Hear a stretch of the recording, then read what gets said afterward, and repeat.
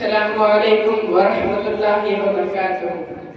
الحمد للہ رب العالمین والصلاة والسلام علی سید المرسلین وعلی آلہ واصحابہ اجمعین، اما بعد۔ قال النبی صلی اللہ علیہ وسلم لولاک لما خلقت الافلاک۔ جناب صدر و حاضرین جلسہ، آپ حضرات کا ممنون ہوں کہ آپ نے علم دین کے اس ادنا طالب علم کو محمد نہ ہوتے تو کچھ بھی نہ ہوتا کہ زیر عنوان پر اس نورانی بزم میں شرکت کی دعوت دے کر اسٹیج تک پہنچنے کا قیمتی موقع عنایت فرمایا۔ اس کے لیے دوبارہ آپ حضرات کا شکریہ ادا کرتا ہوں۔ حضرات، ابھی میں نے حدیث قدسی پیش کی ہے جو اپنی وسعت کے لحاظ سے میری تقریر کی عنوان سے صرف ہم آہنگ ہی نہیں بلکہ انتہائی فصیح و بلیغ انداز میں اس مفہوم کی گہرائی و گہرائی کو اپنے دامن میں سمیٹے ہوئی ہے۔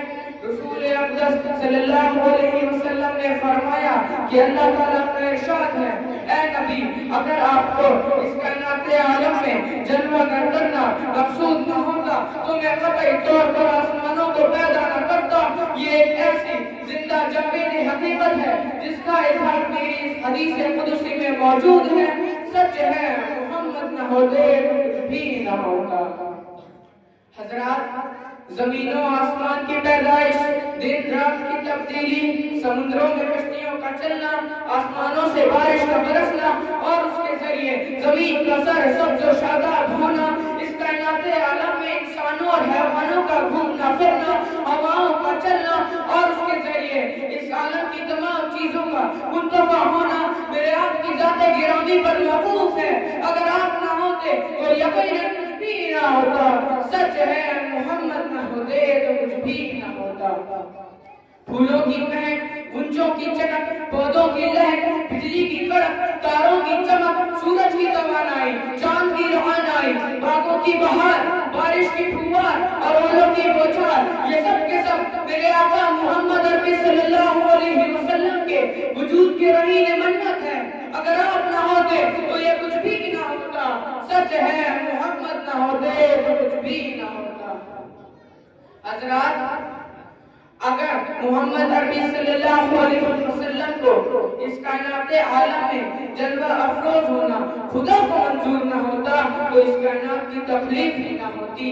زمین و آسمان، جنگل و بیابان، آسمان و پہاڑ، سردی اور گرمی، تاریکی اور روشنی، سورج اور چاند، آفتاب و مہتاب، حسن و جمال، عشق و محبت، فکر و نظر، علم و ہنر، ان جیسی تمام چیزیں اپنے وجود سے محروم ہو جاتی بلکہ ان کو کوئی جانتا بھی نہیں اور خود حضرت انسان ہی نہ ہوتے۔ سچ ہے، محمد نہ ہوتے تو کچھ بھی نہ ہوتا۔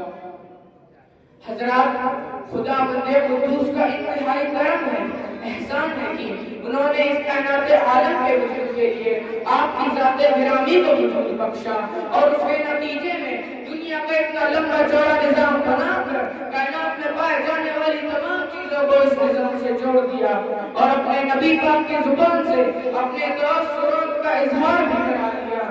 اگر آپ کو اس کارگاہ عالم میں بھیجنا مطلوب و مقصود نہ ہوتا تو یہ کچھ بھی نہ ہوتا۔